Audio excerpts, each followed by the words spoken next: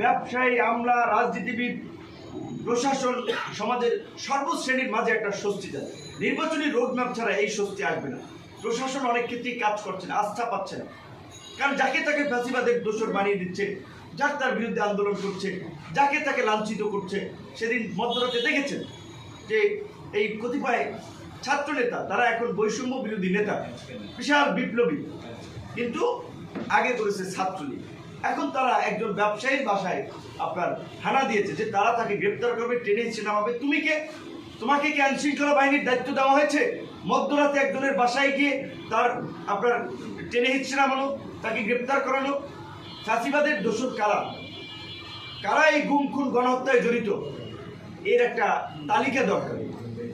Union পর্যায় থেকে শুরু করে জেলা, উপজেলা, সব জায়গায় একটা তালিকা করে তাদের গ্রেপ্তারের অভিযান পরিচালনা করা দরকার। একটা তালিকা প্রশাসনের কাছে থাকা দরকার।